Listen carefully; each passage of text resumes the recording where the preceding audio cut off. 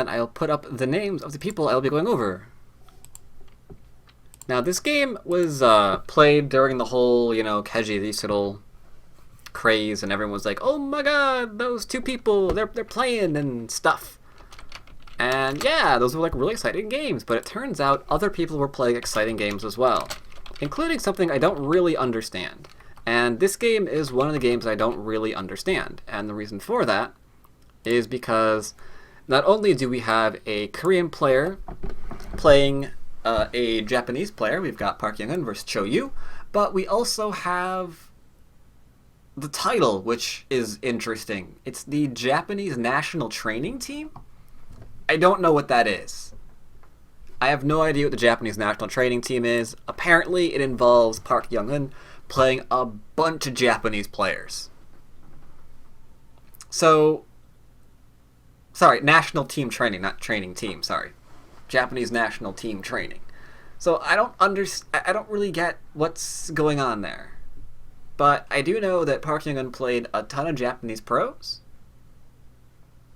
And I guess, I don't want to say he was training them, because that's really insulting, because Cho Yu is not like, some pushover. So, like, what was going on here? Like, I have no idea what this is. But according to Go4Go, this is all, there's like a huge string of, quote, Japanese national team training games. Maybe it loses something in translation? All I know is Park Yeonghun, a very good Korean professional, played a lot. Let's see if I can find out who else he played against. I'm sorry, 1 minute.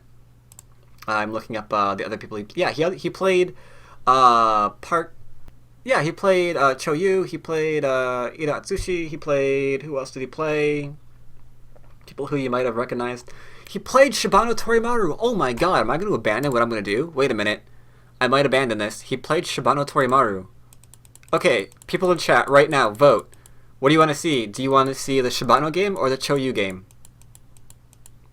Which game do you want to see right now? I'll leave it up to you. Alright. C Attack says Cho Yu. Pistol Pete says Cho Yu. Thomas Peterson also saying Cho Yu. Okay. Okay, we'll do Cho Yu. We'll do Cho Yu.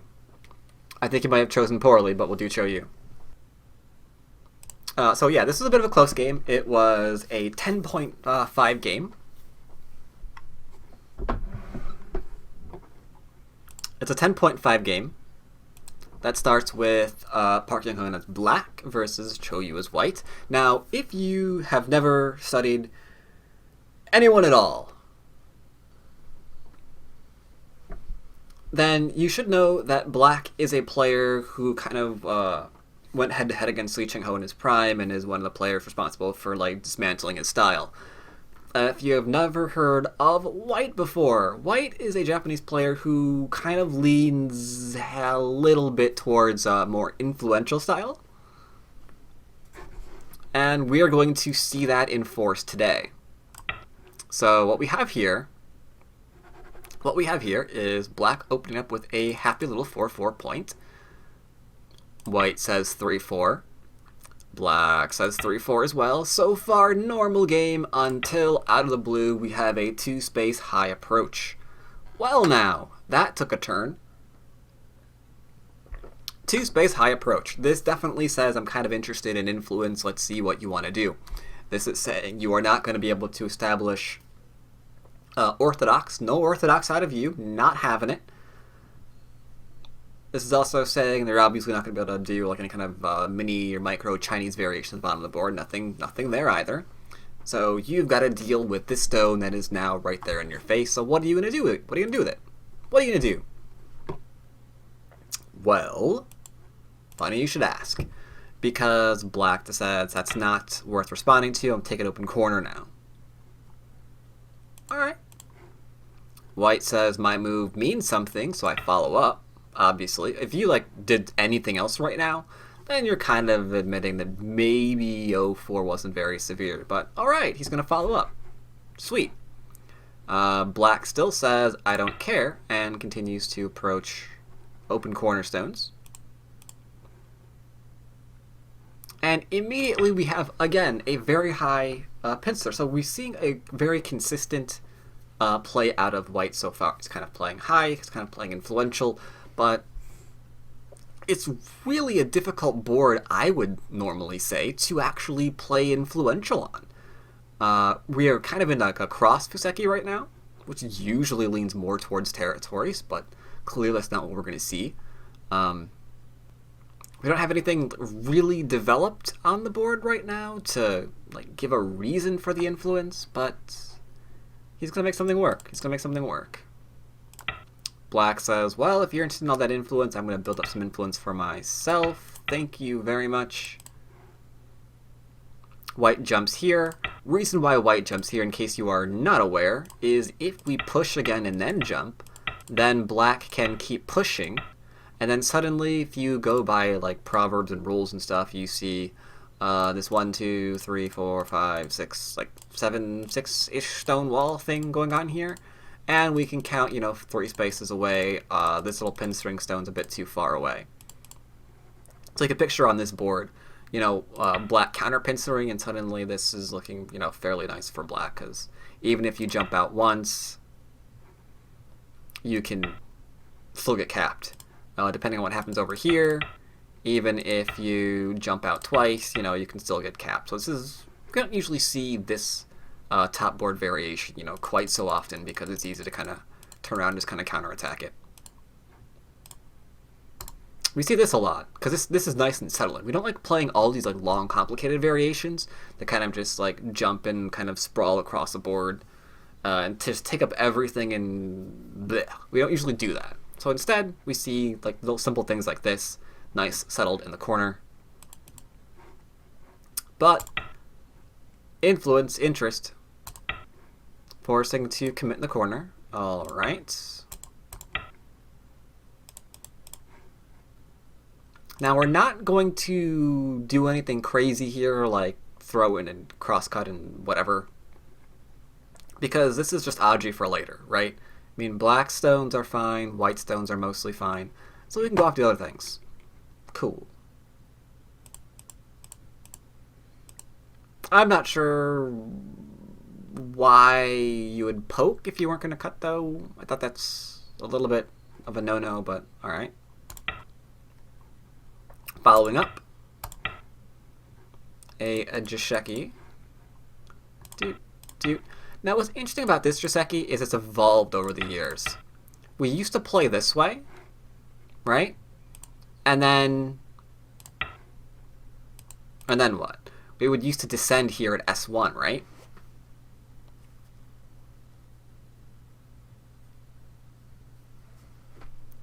Pistol Pete says C17 feels weird. No, C17 is very, very important. Without it, you're in a little bit of trouble. Because we don't want to do the whole running variation, and we don't want to leave this alone. This says that you need to be careful because this exists, right? I can threaten to kill you here. And this also says, because of that, you can't push and try to cut me right now, because if you do, there's troubles. Like if you get really, really greedy here, greedy, now you're dead. Oops.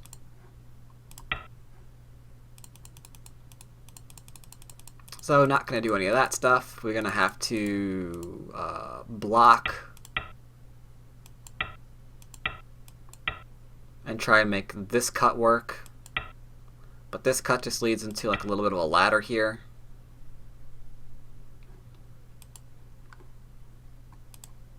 Not good, not the greatest result, really.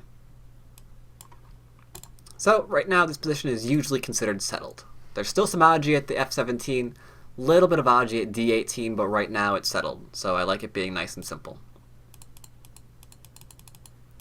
But yeah, back to the bottom right-hand corner. We usually saw like a S2, or S1, sorry. And then there's like a little bit of a fight here and white gets influence.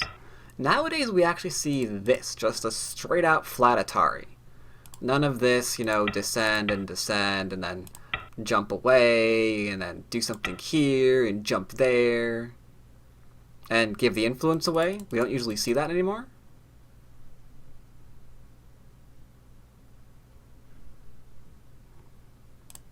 We don't usually see that anymore. Instead, we see this, which is fairly interesting. Ladders, we don't do. Instead of all the influence, we're giving away a bit of territory here, but we're getting a bit of influence. Now, some really, really aggressive and greedy players might try to play away here. White is not one such, because he can do cool things like read. This still exists. So we have to be very, very careful about this whole thing, because lo and behold, we're in trouble, right? We can't be like, Atari! It's like, I Atari you! I chow! Right, I'm dead. That doesn't work. So I have seen some people think that this was okay and leave the position before, and then S1 just wrecks them. So be careful about that position. This is Sente for black. If this...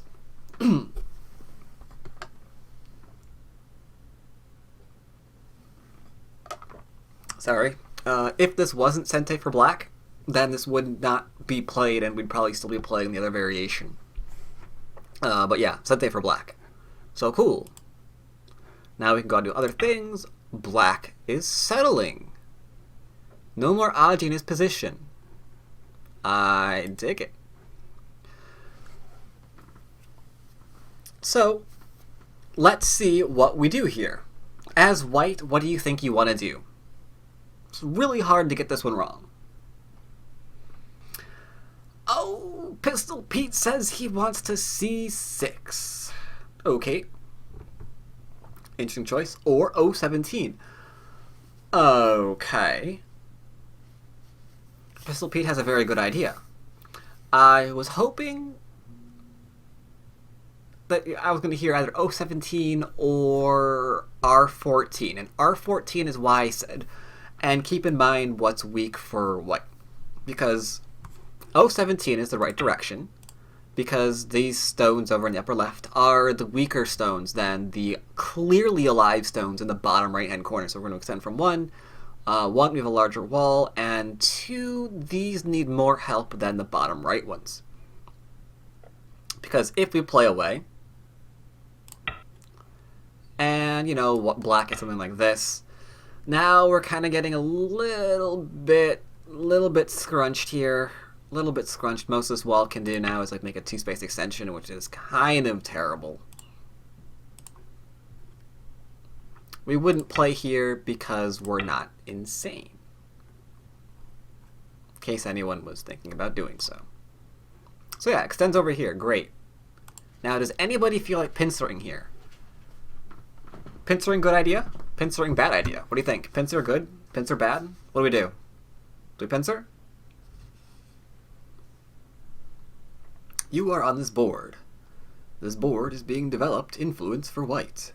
You must decide if you're going to fight over this influence or not. Do you pincer? Pistol Pete is extremely passive and he doesn't want to pincer. Do we have any more aggressive players out there that feel like pincering? Anybody want to take a chance and say, I want to pincer? Speed Chase, thank you for stepping into the trap. So yeah, we're not going to pincer here because we're not going to be jealous of white potential influence. It's still very much open. We can kind of reduce it from above still. There's no reason to go crazy here. If we do throw a pincer into this, let's say we maybe do a low pincer, we can see clearly that we don't want to get surrounded here, so that's going to get surrounded. So we go, okay, I'm going to do a high pincer. Yes, Uru-sama, we're going to do a high pincer instead. But again, it's the same thing. We don't want to be surrounded, but we're going to be surrounded regardless. So there's no real way to pincer here in a way that we're not going to have all of this influence that we're trying to reduce just start punching us in the face, just over and over and over and over and over again.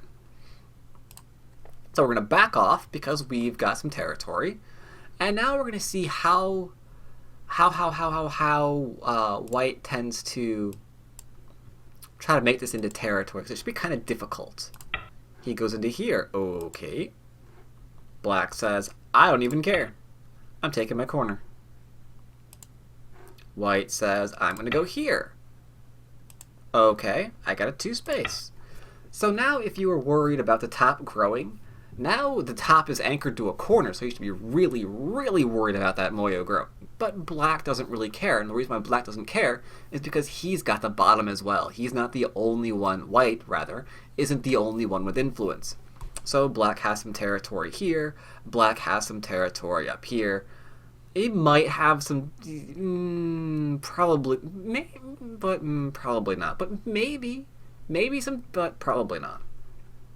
Might. And they both have some influence. There's also this lovely little stone here that can be kind of kicked around, which is kind of nice. So yeah, no reason to care. That is a weird move, and it's not the move that I meant to click. That's a weirder move. There we go. So I guess White is trying to... He's kind of approaching here, making sure that this is harder to take. Kind of inviting it to be taken, though.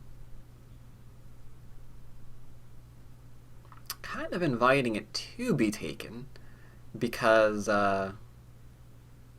you get more influence that way. R11 kind of hurts. R12 instead looks good, though. R11, really? I don't think you'd ever play that, because if you play here, one thing you could play is this. Like, you may have just forced your opponent to go straight out in the middle. We could take the corner now, I guess. And then to get under attack? I guess maybe. Or we could be a bit more passive and just be like, bloop. Still need to move around the top and on the right hand side. I don't know. Show you as interesting direction. C7 is very Japanese. Could be. I don't see stones like that very often. Black's like, thanks for the territory. White says, what territory? Black says, that territory. Territory you just gave me. It's like, oh, okay. So we've got this now. We've got this. We're trying to grow.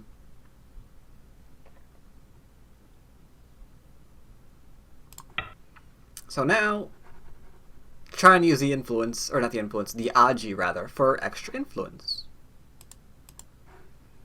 Not going to be greedy and play low. I love that Black Satara is from above here. It's like, no, give me more influence, says White. I want to build. I want all of the middle to be mine. Black separates. Not giving him what he wants. Not giving him what he wants at all. He's trying for it, though. Mission critical, time to run, time to abort. But now he's being stalked. It's like, yes, take me to your leader. Take me to your leader. We have much to discuss.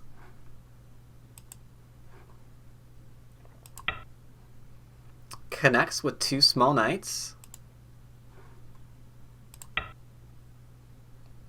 Admit I'm a little bit curious about this move. I think it's just... I haven't the slightest idea what it is.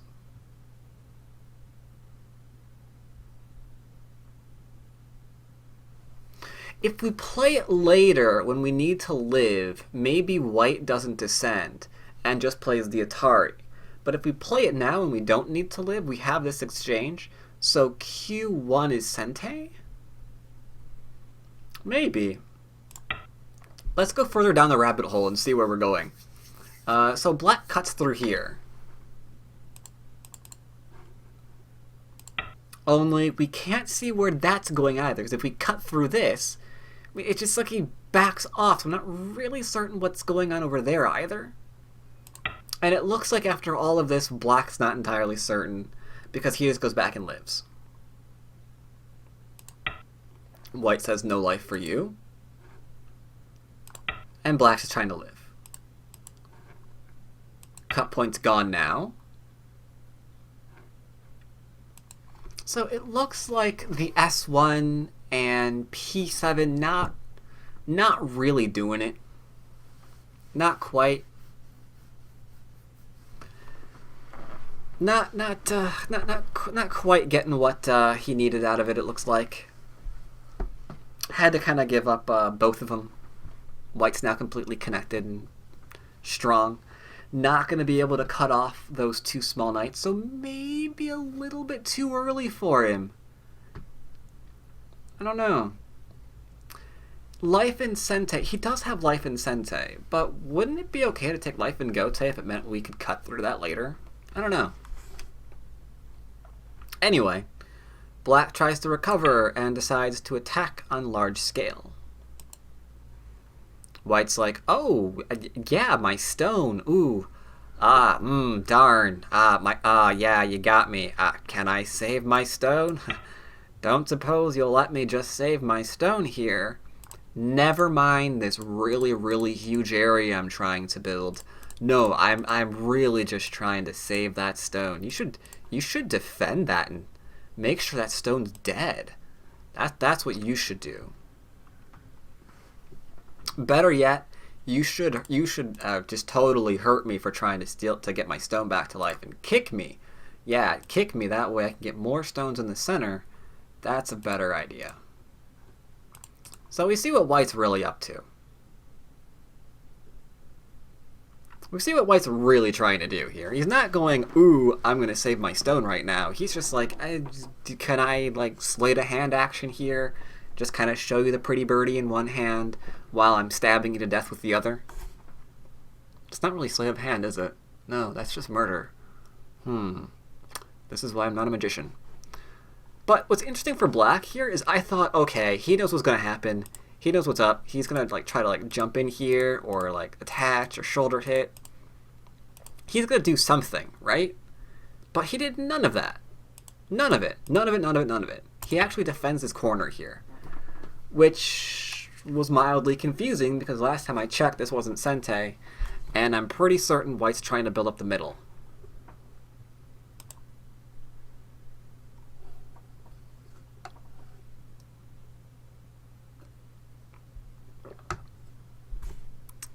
So White, apparently looking at this as his path to just keep building up the middle, shoulder hits.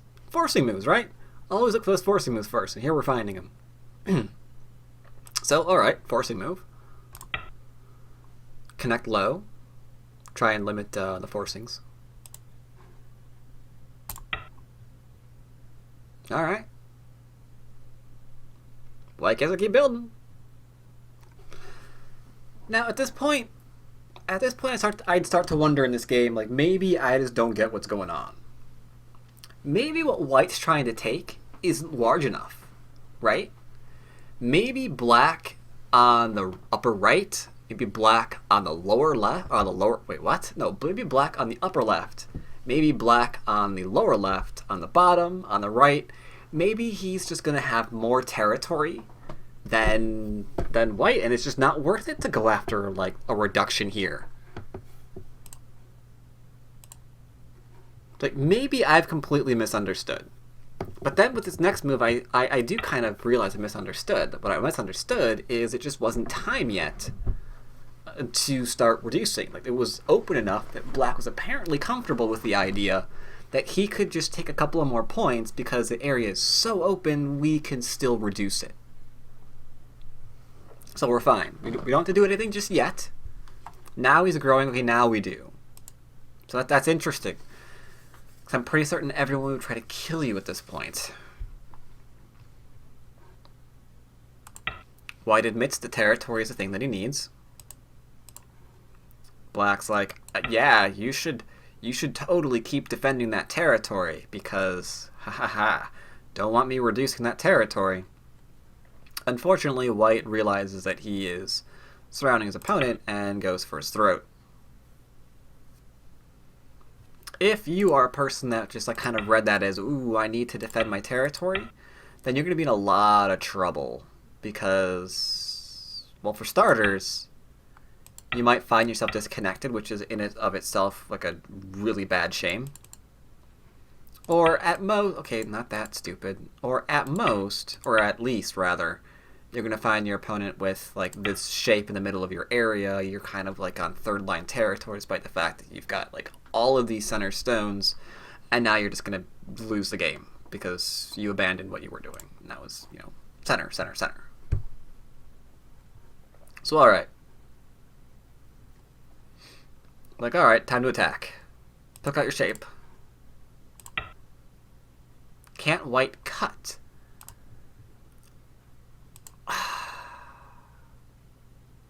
You could cut. You could cut. That's a good question. Yeah. That's a good question. That's a good question. Can't white cut directly? And you know what? You could. You could cut.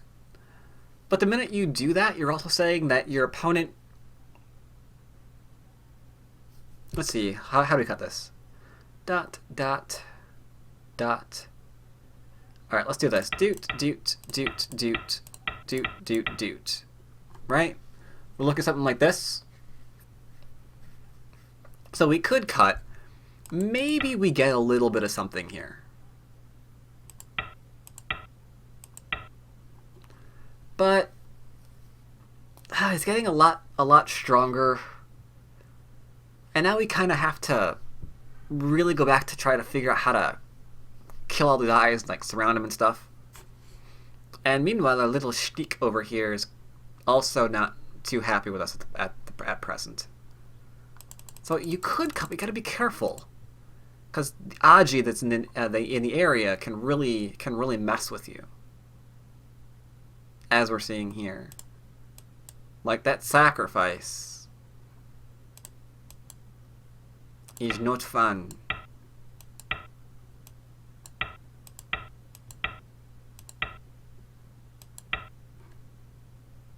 And now suddenly, like, all that extra influences for black, and yeah, gotta be careful about that cut.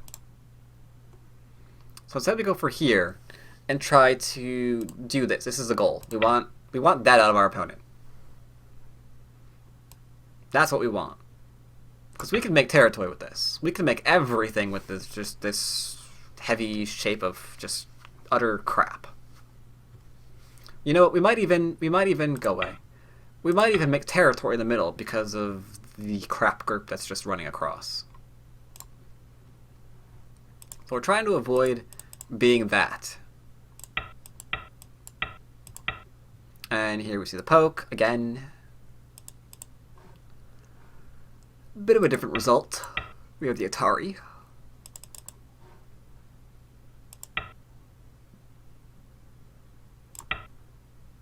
Trying to get a bit of an investment here. If we connect, then we can go here, and then we've killed off our opponent. Yay! So we have to not allow that to occur. And black's like, we'll allow it to occur.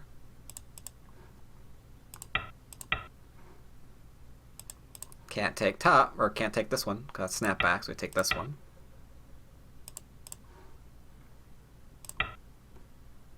Atari. Take. And connect. So this is about the best that white could have hoped for, because he managed to seal black back onto the left and out of his middle, while maintaining that little black group that's still weak in the middle, and he has his influence still. So this is a little bit of a success for him in that regard. But now black pokes at him. White's like, nope, I'm just gonna kill. You're not gonna get me. I'm not gonna just jump out and give you like all of these stupid forcing moves to then just wreck me on the left, because that would be insane. Right? Suddenly, like, all that influence didn't mean anything. It just got turned around completely on white, and now the influence is destroying my left-hand side. So we're gonna just sidestep all that. Like, well, we didn't get what we want, but, you know, the idea that we can attack this is still valid, so let's go on in there. creating Aji as much as possible. Our goal right now is to live, not to run. And Black's goal is to make this run and not to live. Good job, where to Ko. Ko threat. I like that he connects there, because I would be a little bit hesitant because of all the Koths that I've not come out ahead in. But this seems pretty good. Got some forcing moves here.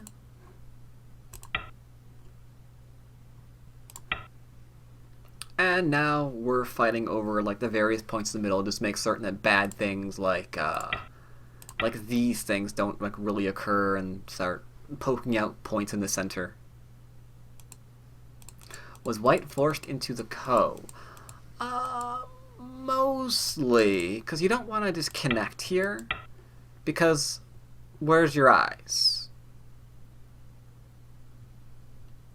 That's a problem. That's a really big problem. You could like poke that, I guess, and we can poke that, I guess, and play here, and then just throw our 9-dan professional certificate that Choyu has. You could just go ahead and chuck that straight into the recycling bin, because he'll never be believed ever again. Like, just living like that? No. Just, like, 2-3 reasonable little points while Black's just sealing off everything that his little heart desires. No, we can't do that. Now, this way we got the corner.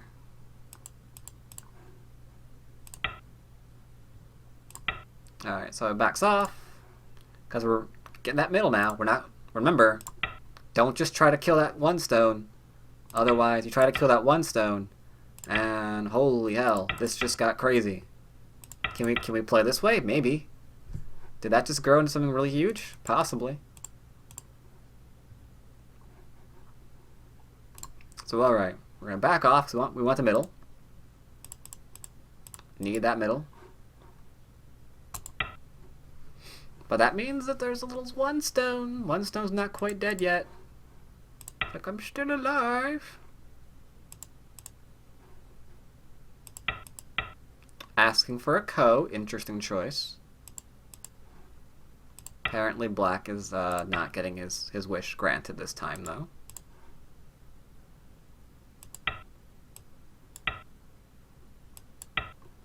But it would appear that he's getting a jailbreak. White is breaking for it. Here, looks like he's connecting on up. The cut there is big, gotta let that not take place. Looks like he has broken out. Time to not die. I always find that's really good in my games, not dying. Not very good at the whole not dying thing. I have yet to really, really perfect the technique of not being killed. But Park has. So, way to go him. Way to go him. Forced move. Nice and connected on up. Okay. And then Black takes some territory for himself. So in this game you can kind of see, we can kind of stop here now that White has Sente, and we can kind of see that this game is taking place, a lot of it in the middle. A lot of choices are being taken right for the center. Such as like giving up those stones, giving up the upper left stones, because we just cannot let Black just kind of connect up and remain connected in the center. That's where we are trying to get profit from. Here could have a chance to turn instead of bend, or instead of, bend instead of extend, to kind of make sure that stone's dead. But then the middle is just like so huge, just so huge. We just like can't let that occur. The middle's like grows way too big. What else? What else? What else? The initial response, the probing on the outside, wasn't just to hook up that one stone, was to grow. What else do we have here? Even little things like how Black responded. Making sure at all costs he's not made heavy, even if it costs him the stones in the middle to begin with. Make sure those stones are not going to be heavy and running away, because then the middle grows. Like, everything in this game really is like coming back to the center and trying to deny white like the efficient moves that he needs to make this to grow into something really, really big. Yes, end of the stream after this review.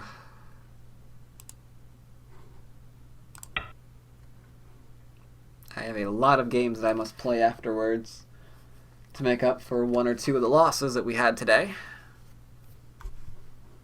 That'll be fun. So here we go with this. That's an Atari that can't be responded to. Which means we got to connect. Maybe in Sentai. Aggressive white. Poking at the eye shape. Trying to kill black.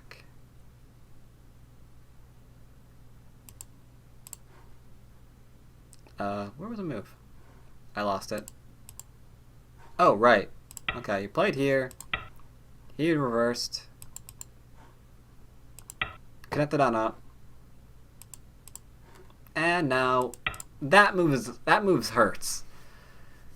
I think if you're playing a move like that, you probably know you're very likely behind.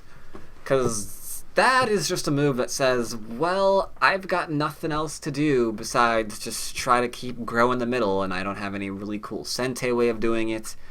I just need to make the darn wall and see if there's enough territory there.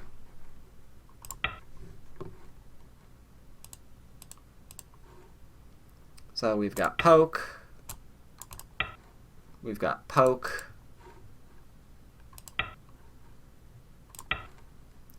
Getting some endgame stuff on in.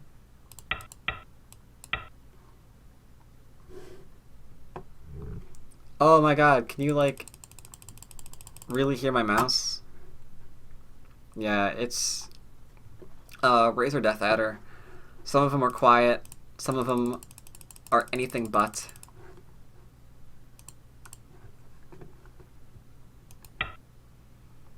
Black tries to come out. Pick up some more points for him. White's like, nope, I just need my points. My pa always told me to pick up a point or two. And that's what I'm gonna do. Black picks up a point or two as well.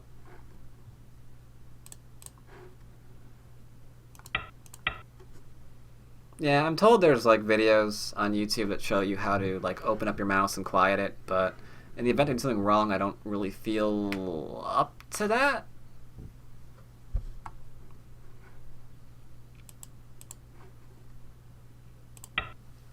You can kind of see what we're trying to do here right now. We're trying to cut this area off so we can like slice through and kill off these stones.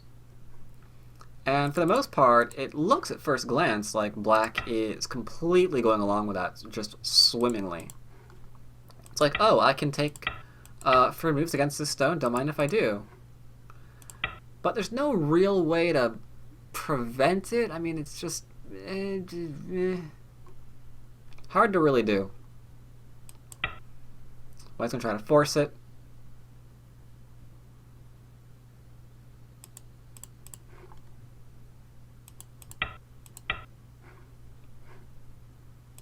Pushes through. Connects to save stone. Takes.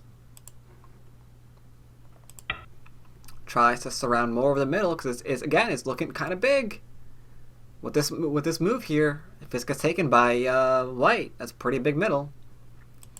So once again, black does not let himself be confused. He's not gonna go, I need my stone over there. It's like, are you sure? Yes, I like my stones. It's like, okay, you can resign now.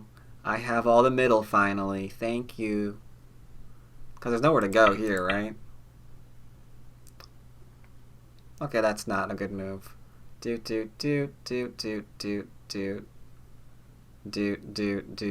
Yeah, that sucks. You have to put your stone down one over to here, I guess. But you get the idea. Like, really huge middle, right? So, okay. Pushing forward.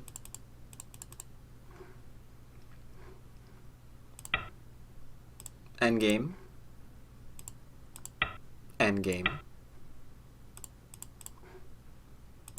saving up his stone. White trying to seal off as much of the middle as possible. Killing off the stone. I like it. They just keep changing their mind. It's like, can I connect up my stone? No. How about now?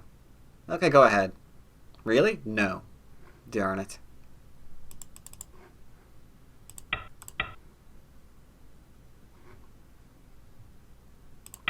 Again for the middle. All of them plays in the middle.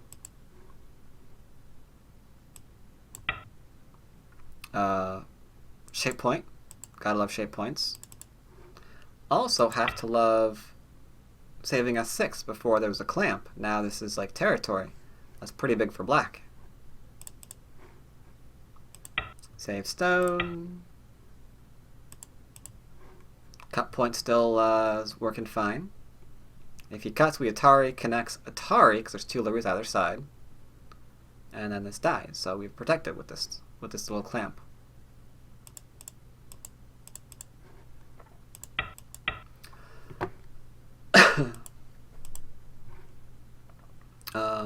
Connect. Did you 1-point jump? Nope, you don't. You go down. Okay. Oh, 9 dual or Q9 dual purpose? Q9, yeah. Always love the dual purpose moves. Always.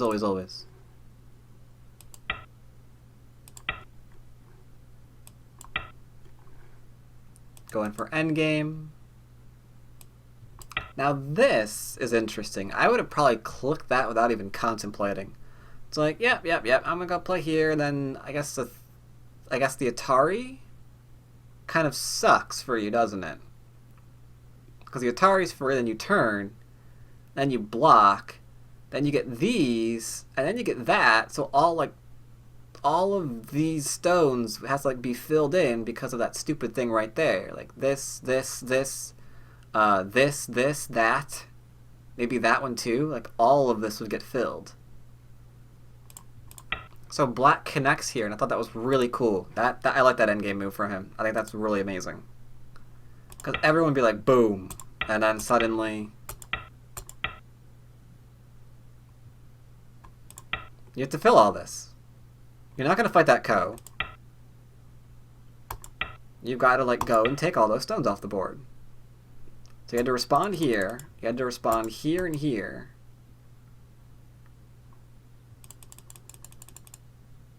It's very interesting.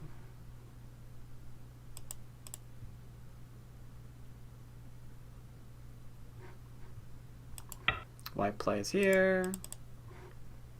Black pushes through, saying I'm a liar. That this doesn't work, but it does because white connects, so I was right. Booyah.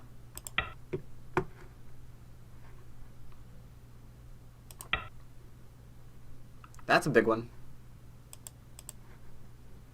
I was wondering about this for a while. Like, what happened? How does this actually live? Like, how are those stones not just completely dead? What do you think? Can these stones live? You at home and on stream, feel free to think about that one for a while. Are these stones alive? Black plays here. White cuts off.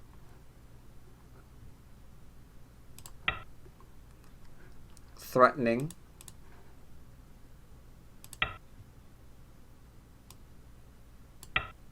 Answer. They are alive if you give up something in return. 1, 2, 3, 4, 5 for 1, 2, 3, 4, 5, 6. Wait, 1, 2, 3, 4, 5, 6, 7. Yeah. So that was interesting. Because if we play here and then this is played, we'll just Atari, right? And then we can't do this kind of thing. Yeah? Because that's complete death, and then that just gets taken, and yeah. So yeah, by playing here, we get to kill this, and then that gets crossed. And then we can go back and play some large points. Make sure that's no longer a problem.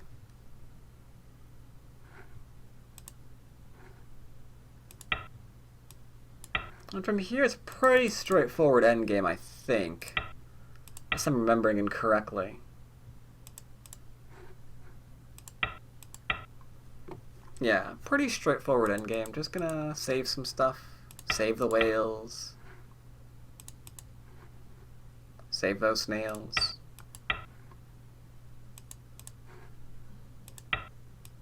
Ah, no!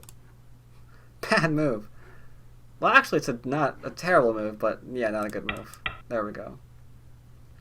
And we take, and then we Atari, right? Yeah. And we connect. That gets filled. Then we Atari, and that gets connected. Plays there. Takes. Plays there. Atari's connects. Plays a Ko. Hopefully doesn't need it to live. Oh crap, what happened? Okay, over there.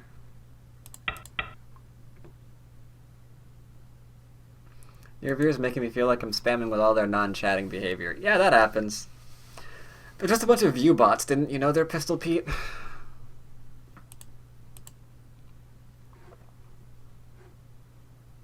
So that gets retaken, that gets taken.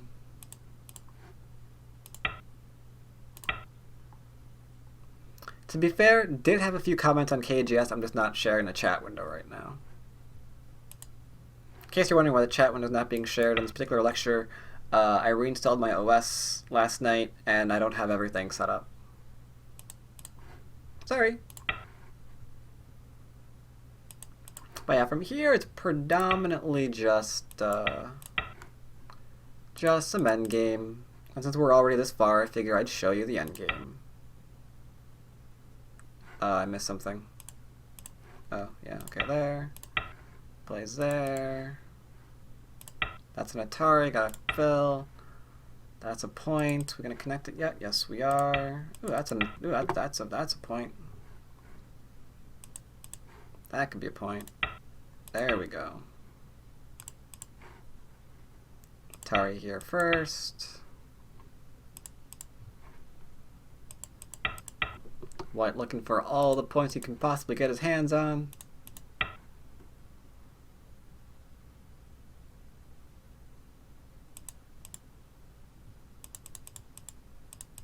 Right, connect. Did I miss something? I think I did. Oh, okay, yeah. Plays there. Plays there. Plays there. Dame, dame, dame. And I think that's the last move. Yeah, that's the last move in the game. So at this point, Black wins by 10.5. So congratulations to him, though I'm still curious. I do not have any idea. I do not have any idea what the Japanese national team training series of games were, where apparently, from what I can tell, it consists of Park Yeonghun playing a bunch of strong Japanese players. Like, I have no idea how Park was selected to do this, or I have no idea what these series of games were. But yeah, Japanese national team training with Park Yeonghun against a bunch of Japanese professionals. 10.5 is huge, yes.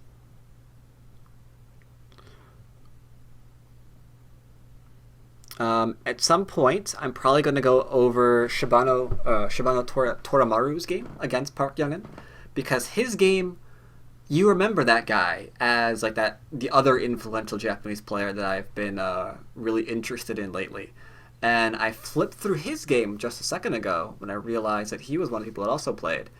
And lo and behold, I happened to spot that he did fairly well. He stuck to that center-oriented strategy, not similar to Choyu. He kind of tried to fight for influence rather than approach high and do that kind of stuff and kind of take it. It looks like he tried to really fight for influence, Shibano did. So I'm probably going to go over his game at some point. Oh, you never heard of Shibano Toramaru? Yeah, I went over his game before on a real board lecture, I do believe, because I thought his game was crazy. he just gave up a ton of stuff. He gave up groups just to like build up the center. And